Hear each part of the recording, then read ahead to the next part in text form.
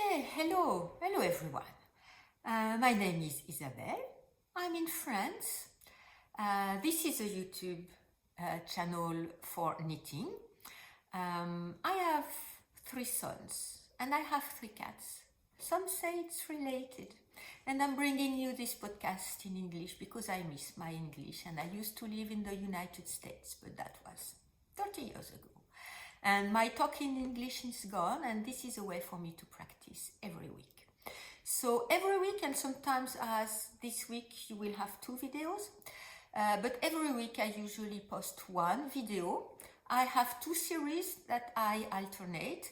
One, as today, is my knitting adventures. It's a very regular format for a knitting video, what I'm wearing, what I'm working on, if I have any finished objects and everything.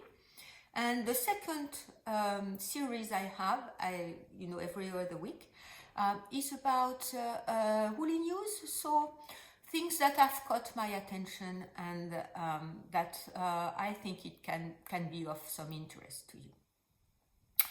And I have a third series that I place here and there, and I try to have a monthly report. It's about my yarn no by year. So if this sounds of some interest to you, please subscribe to my channel, ring the bell so that you get notified whenever I post a new video, and please stay tuned. Well, so what am I wearing? If you have already been to my channel, you know this sweater. It's a sweater that I knitted. I got the inspiration from a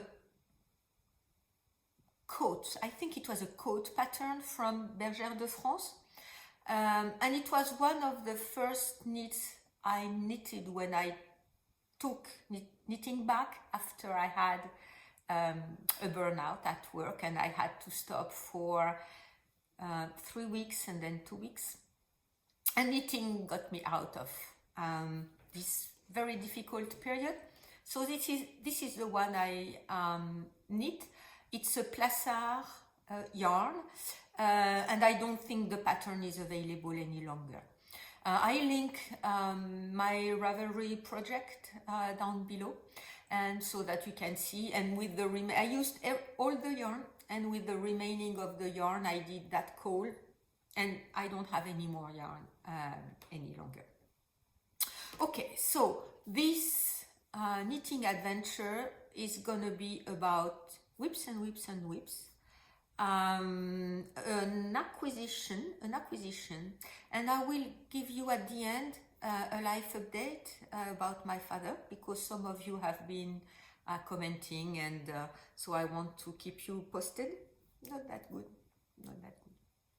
But anyway, whenever I will come to acquisition, if you have if you are undergoing yarn no buy year, and if you think it's going to be triggering to you, I will tell you, and then you can, stop watching the video. There is no use into putting you in a bad place if you are undergoing that kind of project, because the solicitations are everywhere and I don't want to add more. Okay, so my first work in progress, my first whip, in no particular order, and I think I started it after the one I'm going to talk in as a second whip, but this is the one I've been working on the past few days the most, and I have to admit I've been procrastinating, using my Knit to Comfort Me, or spend some times that I won't be doing other things and my mind won't wander. So it's the Pulsenzi that is knitted with very particular mohair yarn from the Pyrenees. Well, this is not the correct word, but anyway.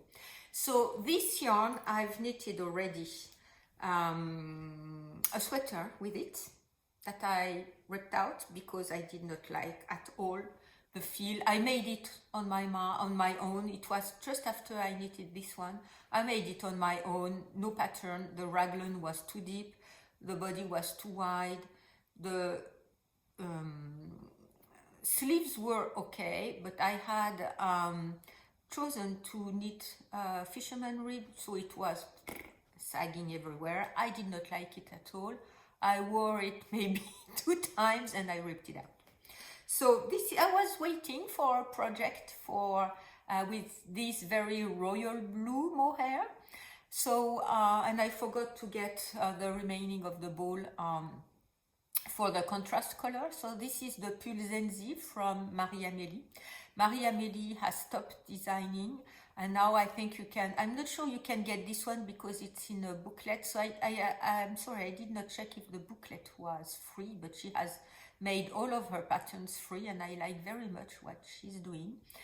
So this is, I'm doing this one as part of a cal, to thank her. It's a thank you tag that is running on Instagram.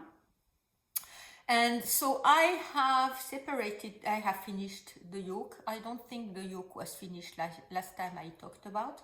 My sleeves are on the knitting barber cords that I got from Mylis. That is a local yarn shop in Hamburg.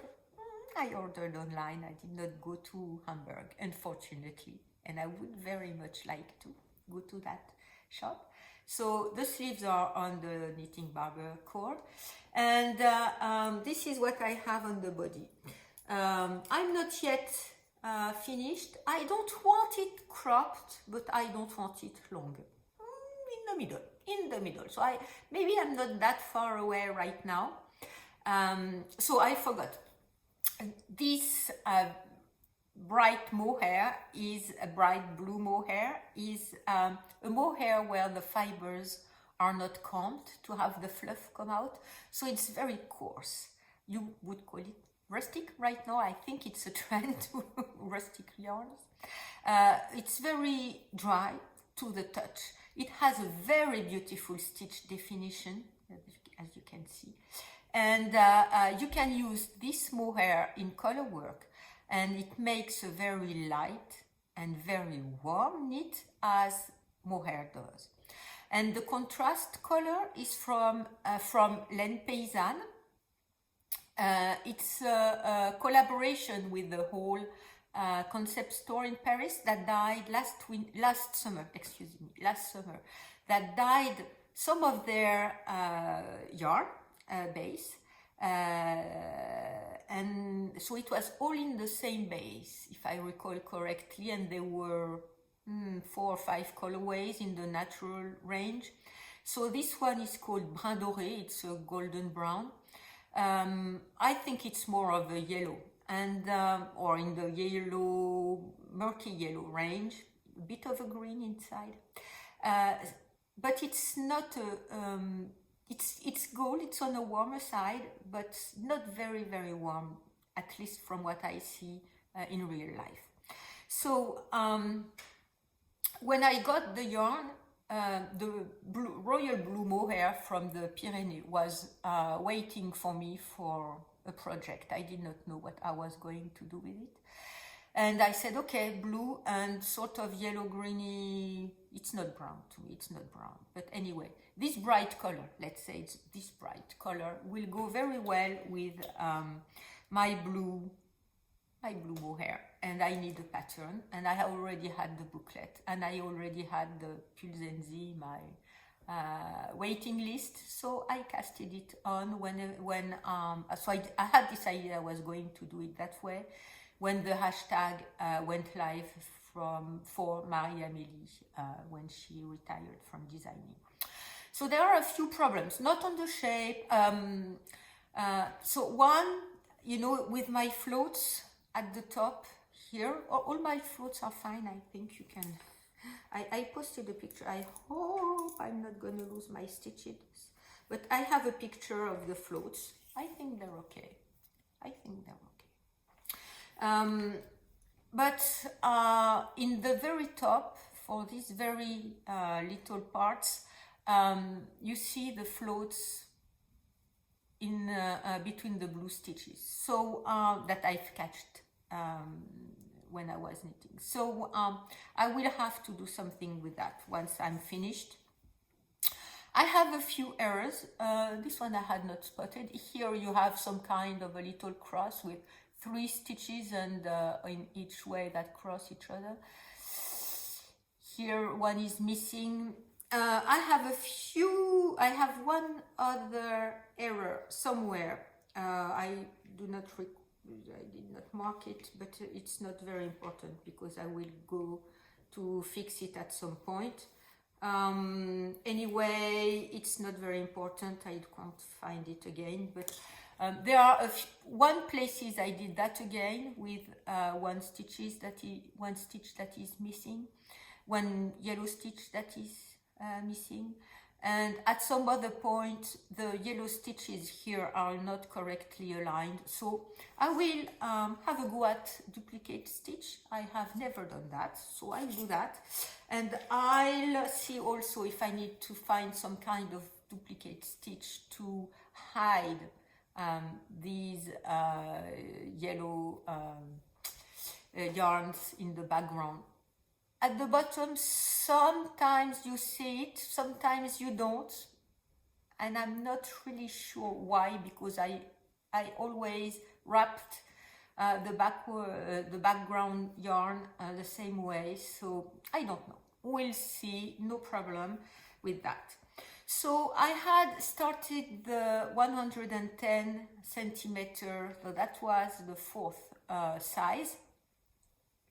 For the sweater, for the yoke, it fits perfectly, and at some point I was afraid that the arms opening were going to be too small, because I have a little more arms than I used to have, and these are not muscles, unfortunately. And one of my sweater is just barely sitting, you know, tight, but not compressed, but just tight on my arms, and I prefer a bit of more ease. So to separate for the sleeves, just before I separated for the sleeves, I went up to the next size, that is 120 centimeters. And I casted on the number of stitches that is required for this new size, and I made 1 round of increases to get to the correct stitch number for that size. And you have the body here. It's going to be a bit boxy, and I did not want it to be very close to my body, because I already have this sweater and another colorwork one that are close to my body, and right now I prefer something a bit boxier, a bit looser, because once again I have a bit more of a shape around my hips and my stomach, and these are not muscles.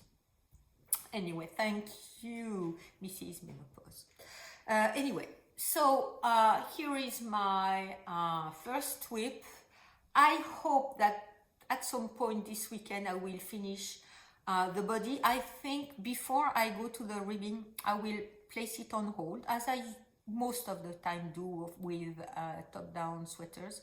I will place it on hold, knit the sleeves, and see how it falls onto my own body, and decide if I'm going to make the ribs right now, or make it a bit longer, or if it's too long and make take some out. But I'm not too far from stopping working on the body and starting working on the sleeves. So there's that, and I don't want to be losing my stitches, and my needle is already gone. So before I put it back, I'm going to stop here, get my stitches back, and move to the next whip just after that. Okay, the Pulsenzi is safe in its little bag. I'm very sorry, I only have one real project bag. All the other ones, I'm not going to show you the other side, are just cotton tots. I only keep the real cotton ones. If I can get some organic cotton ones, this is what I use. I'm not going to show you the other side because there is some kind of commercial ad on it. And I keep all my whips in these cotton kind of bag. So this one I got in a store. There is the brand of the store, and the other way. It's very sturdy. It's very big.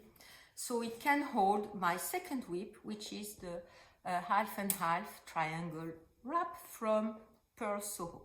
So this one has a story. If you've been on my channel, you already know.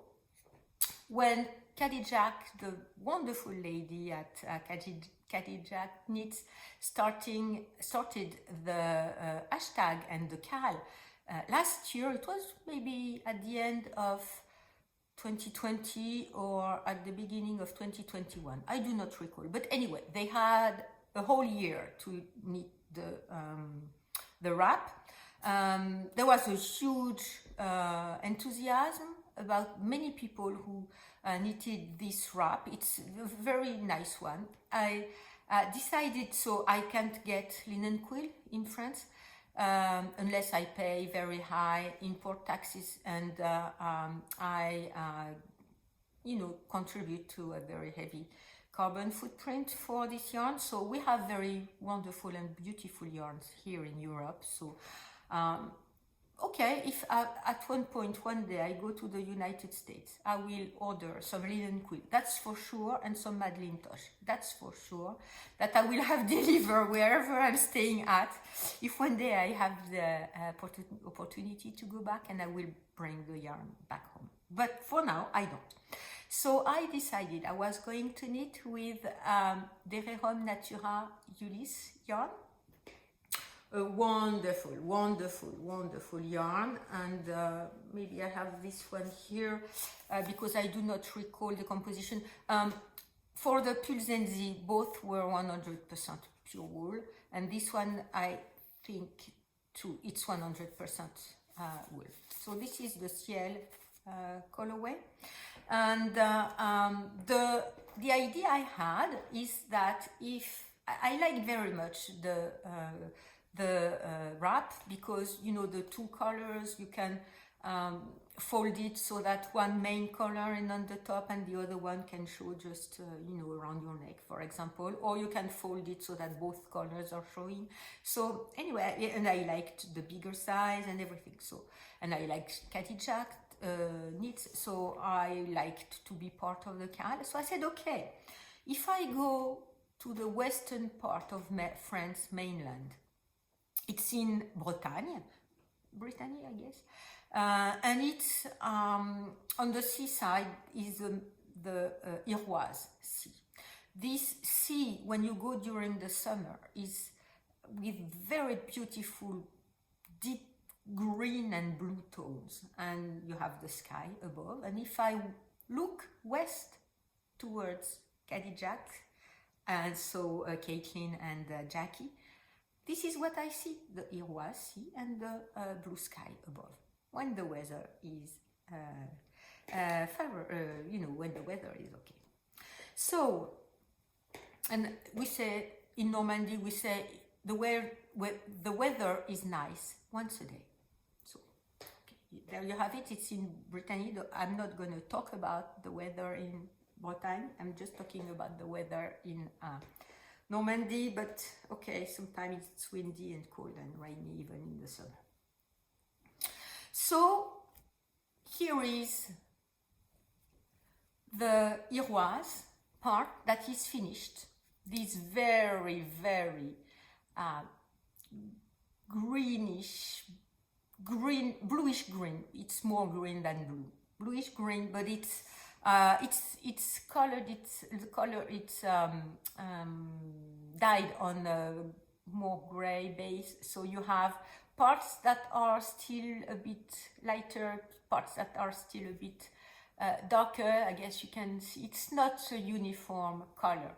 And if I look at the horizon, I have the Ciel colorway just above, and that you can see more in this lighter color, that you have parts that are a bit darker, parts a bit lighter, because the base is not uniform, it's a grayish base. So okay, so there's that. So I finished the Iroise, the first color, and I'm, this is what is left on the second color.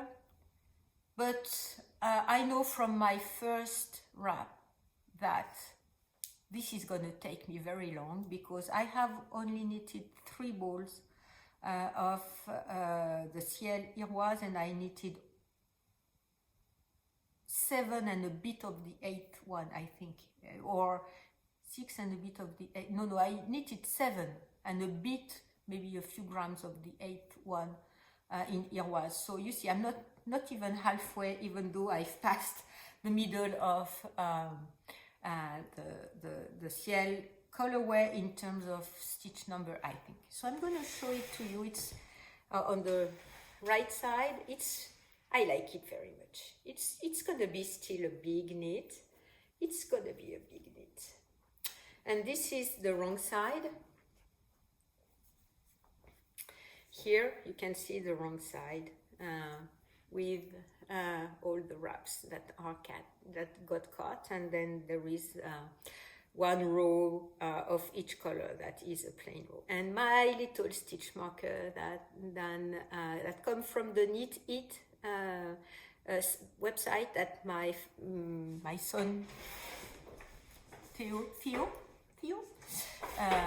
offered me for Christmas. So this is also my comfort knitting. I've knitted a lot on this project. Whenever my mind is too worried about my father, I do knit on that. So you see, I've knitted quite a bit. And I enjoy it very much. It's very soft and very plump, and I think it's gonna bloom whenever I block it. So I won't aggressively block it. No, I will make it damp with a lot of water, let it sit and let it dry flat. So this is what I'm going to do with this one, and you know, at some point it's going to be finished, but I'm not done yet, and I'm not past halfway the second colorway. So okay, you're gonna see it at some point once again, I think, before it gets to be finished. Okay, so we are gonna move to my third whip. Okay, for this work in progress, this is one I have said it was in my car and I was not working at all on it. It's the Rosa at the Ball fingerless mitts. But what happened, so you know, my father is in the hospital. What happened, I went to see my mother, not this weekend, but the weekend before I'm filming. So we are currently on the 23rd of February when I'm filming that. So I went to see my mother. I had brought my 2 whips I just showed you, the Pulsenzi and the half and half triangle wrap. And as I was so I'm sorry, I think I have either mohair or something in or cat hair maybe. But I was very worried at the time when I packed. So I packed my whips and I said, okay, I'm gonna knit when I'm with my mother. And I forgot to take more yarn. So I had just a very small ball left on for the sweater. And I had a bit more, but one small ball of for the wrap. So I finished these 2, all the yarn I had with me in less than an hour. And I was saying, well, okay, what am I going to do? What am I going to do now? And I remembered, sorry. The Rosa at the Ball wrist warmers were in my car. Hallelujah. So I went to get the wrist warmers. So they are sitting in my only project bag. It's a project bag from the Cocoon Tree. Ami Palco, hello Ami, gifted it to me. She was having a giveaway. It's a very, very nice project bag with this blue and I would say pink gold here, and this orange, or maybe it's the orange, but it looks more like a bit goldy, and this orange tassel, silk tassel, that is very, very soft. So it's a project bag that is absolutely perfect for wrist warmers or a smaller project. So I went to get it, it was in my car, and I've knitted one wrist warmer. I'm using the cocoon yarn that is leftover from my Elvan shawl.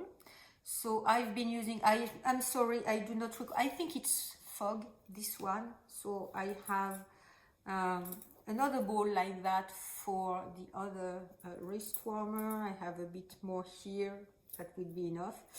And I used this pinkish, where is it? Where are you? I should have taken them out before. This kind of soft dusty pink, and this bit more burgundy color.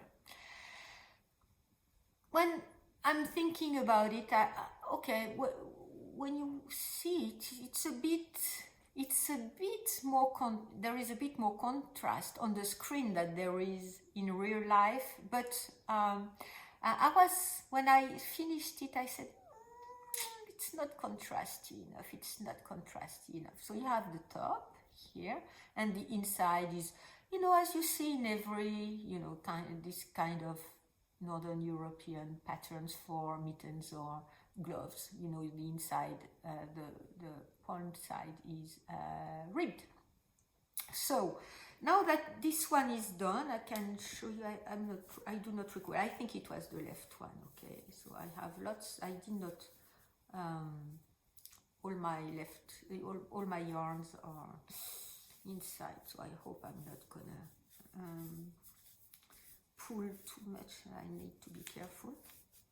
It needs to be blocked because I'm not a tight knitter, not at all. But I think it's a bit tight on my hand, and there was only one side. So I think it's not my left hand. Sorry. I think it's the right hand. The way it fits on my hand. Okay. So my hands are a bit bigger, and I guess there is only one side, but anyway, one size. Anyway, okay. So that's where it looks like on my hand. I think it's very. I can't wear it with that big bracelet, but it was a very funny knit. And on the pattern you have to go and work a bit more on the pattern here. So it's a pattern, sorry, I forgot to say that. It's from Sitzel J. Hoivik, My Best Knitting Treasures. It's a book that is both, I guess you can see it here, it's both in Norwegian and in English. And I've placed, okay, here you have it. Hers are much more beautiful than mine, but anyway, I sort of like. So you see, for example, the green at the outline and the center of the flower and the top of the wrist warmers are worked a bit more afterwards. So you have to do some more work on it, and I think I will try to, so I will see with my leftovers which colors I work with on the outside of the mitten, or the fingerless mitten. So there's that. I think it will block out. I can block it out because the way the cocoon yarn behaved when I blocked my Elvan shawl, I think I can block it a bit more aggressively, and I think I will work on the flower and the top of the mitten after I've blocked it, so that it has its definite dimension. So I do not know if I'm doing the same on the other mitten that is the same color. I don't think I have enough of that, so I could, you know, reverse, make the flower with the burgundy color and the accent with the soft pink. Or my idea was to use some more of these leftovers I have. I have some blue, I have some green here. So, or if I use these colors, so it's a bit more of a fog, that are leftovers, or I have some other minis. Oh, this one is also from the Elvantron, and this gray blue. Or I have other minis I had with other yarn I bought, this one. If I use these colors for the embellishment of the mitten. I don't know. I haven't casted on the second mitten yet. I will. I most probably will go see my mother at some point. Not this weekend, but maybe the weekend after next. So maybe I will bring it again with me and decide whatever I am doing. I can't work on short circumferences with circular needles. I've tried and tried and tried. I can't work, and I'm working with DPNs, 5 needles, metal needles, cheaper ones I got online. I'm sorry, I should have known better, and at some point I will get some better needles, but for now, this is what I have, and I have a whole range of sizes, so I can also work my sleeves on DPNs. I prefer, on short circumferences, I prefer DPNs than circular needles. I'm not good at, how do you call that? Because I never do it. You know, you have the 2 loops on the side. I'm sure once I'm done recording, it's gonna, a magic loop, okay? I'm not good at magic loop. I can't do that. I know some people love it, and so I use my DPNs and I move the junction between the 2 DPNs 1 stitch at a time at some point, so that there is no discrepancy, there is no large joint between the different needles. And I know sometimes on a magic loop you can also have this kind of larger pieces of yarn that make larger stitches when you are at the junction of the magic loop. So sometimes I do half a magic loop. That is, I knit, and whenever it's all cramped up, I pull on my circular needle, and I knit, and I pull on the needle, and it's half a magic loop. And this way also the junction wherever you change which stitches are held on the needles and are pulled because of the cables that are pulling on them, or the DPNs that are pulling on them. You change it so that if you have a bit more yarn there, and if you've not tightened up enough and you have a bit more yarn and the stitch is bigger, it's all you know, spread out in your piece, so it doesn't show, or it shows a bit less. Okay, so that was my Rosa at the ball. I need to take a picture. I still haven't placed a picture in my project in my Ravelry page. That is living in the cocoon tree project. Okay, so that is all for my whips, and I'm gonna move to the acquisition part. So if you think it's gonna be triggering to you, please skip that part. I will see you next time, and thank you for watching me.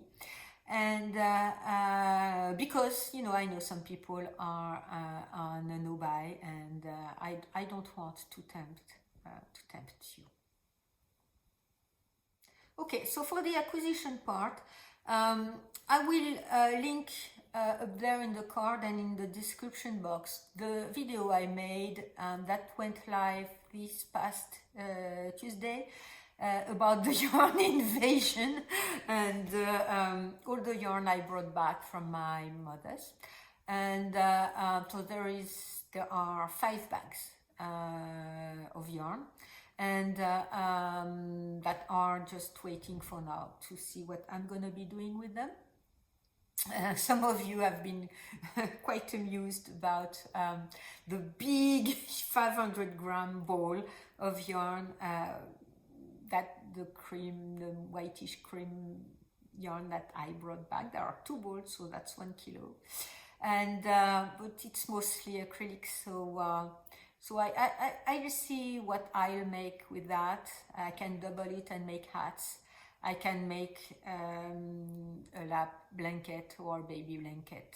I can knit for donations. So anyway, I'll see what I can do, and I can knit scarves for my kids, hats and scarves, so that they are not worried about the care instructions. So anyway, so there's that. There is a whole video about that, so I'm not gonna talk more about it.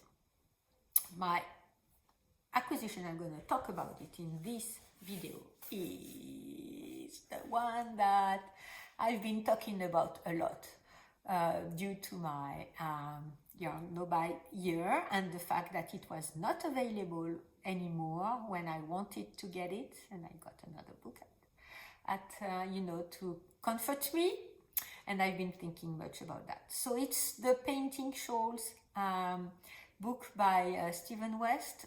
So it's a very big book.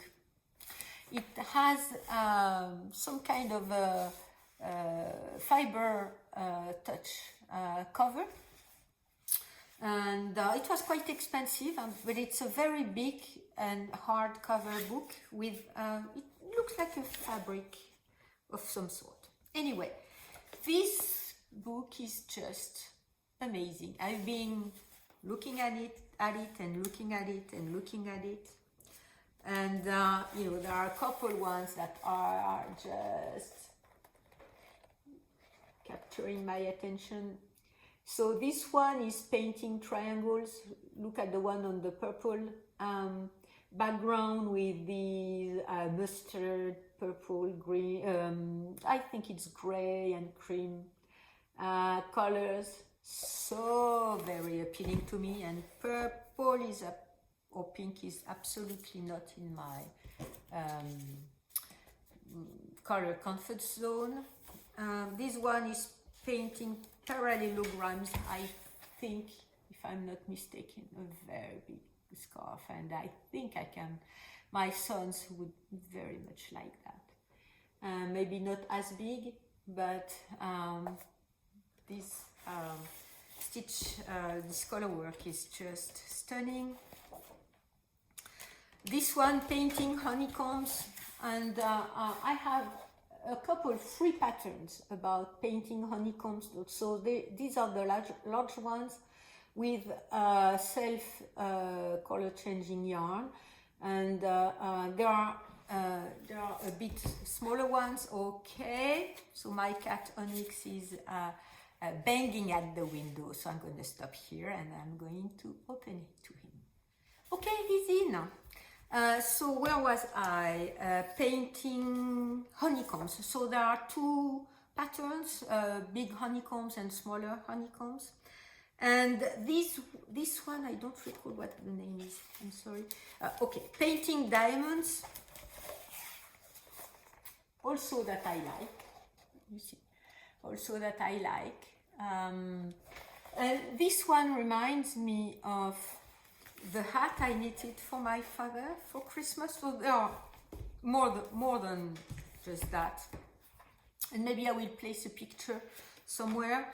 And it was the cable trellis hat, cable trellis hat. And this one I knitted for my father with the leftovers from the yarn from my son's presents. So, and he was wearing it. I was thinking maybe a bright orange color, but he liked it very much. So anyway, so a lot of daydream with that book. Once again, I like to do that. One thing that is very nice with Stephen West's book is that he gives you a code to download all the patterns in PDF form from Ravelry, and you know that it's comfortable for me and my aging eyes. I can print the small prints and charts if there are some, or if there are any at a bigger scale. Marie-Amélie, for the Pulsenzi, you can't, and you can make bigger, you can't print at a bigger scale, you have to take pictures and print the pictures, and the prints are very, very small. So I understand, and I mean, it's not, it's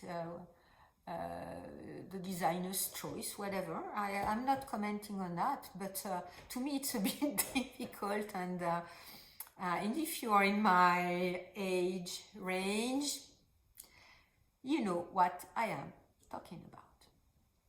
So, okay, and there is, I forgot, because I have my notes right in front of me. I forgot there is another whip, but I talked about it, and I said it was going to be in hibernating mode until I get some more trellis yarn to finish it. It's the Mystical Peony's Call, so okay. Well, there's that. I think I've talked about everything.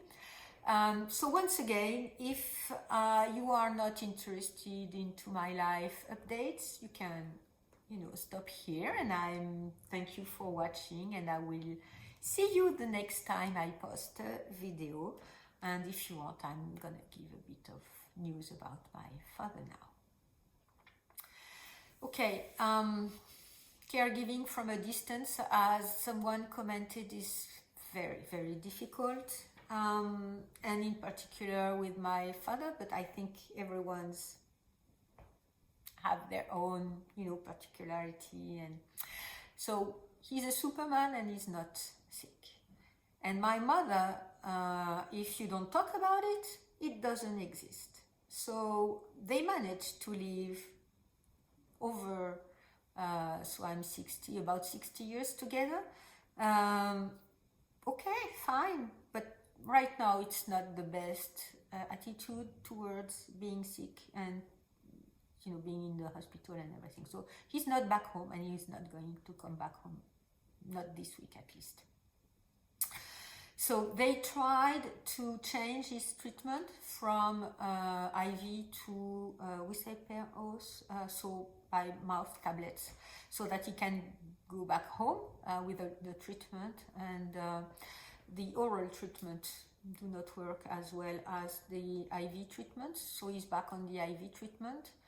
And I talked to the doctors yesterday. It has all been explained to him. It was okay to go back to the IV treatment, because they were not going to do it if it wasn't okay. And he's not talked about it to me at all. So he's just saying, well, I'm coming home tomorrow. Okay, it may be one way to cope for him, one way to survive. He has this very strong will to survive, and not be sick. But at some point, if you say you are not sick, or if you say I have this small thing here, this small thing there, but everything else is okay, when you have half a foot missing, you have a leg missing due to diabetes, you have a heart condition, his heart is swollen on some parts because it's been working too much. I do not recall what the English word for that is, but it's insuffisance cardiaque in French. It's the heart is not working well enough. He has the same condition on his lungs, on his kidneys, so he has a lot of water retention that they are treating, and this is the one treatment that doesn't work well enough with oral treatment. So my feelings are not very positive about the outcome. I do not know. My mother goes from being okay to freaking out completely and crying over the phone. So I can't go back to see her this weekend. I had other thing to do this weekend. So I may go the weekend after next. So this one is going to be posted on Friday. I will call the team, the hospital team, this Thursday and decide if he's not coming back home next week. I will tell them, try to keep him next week, or if you are not certain he's going to go out, and I will go this weekend get my mother, so it's a half-day drive, bring her back with me so that she stays with me for the week, and drive her back the weekend after next. So this is going to be a lot of driving. It's extremely expensive right now in Europe. You know, between the gas and between the highway toll, it's over 150 euros for a round trip for me. So, you know, doing that twice a month, it's going to be kind of a choice. And I'm glad I'm nobody here for yarn and anything yarn related. Okay. But you know, I'm on the middle of being optimistic and being not optimistic, and pessimist, I guess it's the word. And mostly because he says when he goes back home it's going to be all like before and he doesn't need any help, and my mother can take care of him. My mother is 85, she's tired. It's difficult for her to take care of him, to dress him every morning, to have him in the shower. It's a big responsibility. Shower is slippery, and if you have only one half of the foot to hold you, and so it's all been changed, and you can see it and everything. It's okay, the wheelchair can go in the bathroom.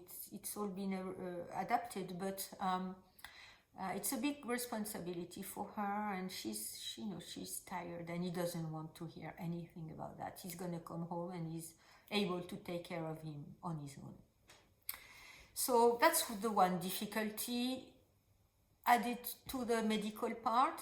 Okay, I guess if you have been having, or if you have aging parents that need care and you're not close to them, it's quite complicated, and it makes me very worried at some point sometimes, and but very worried. And I use my knitted as a procrastinating, and I know it's not that good, but for now it's my own coping mechanism. And well, my work is not suffering, so it's okay, but I have to say that I do not have all my mind for my work right now. So we'll see what happens, we'll see how it turns out.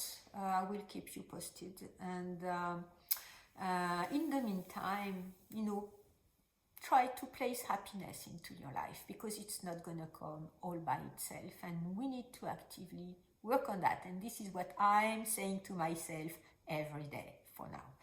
And I hope your knitting is gonna be bringing you either comfort or joy, and that you will have you know, a lot of work done on your knits, and you will see some progress, and it will make you happy. And so until next time, I thank you for watching, and I wish you a very happy knitting.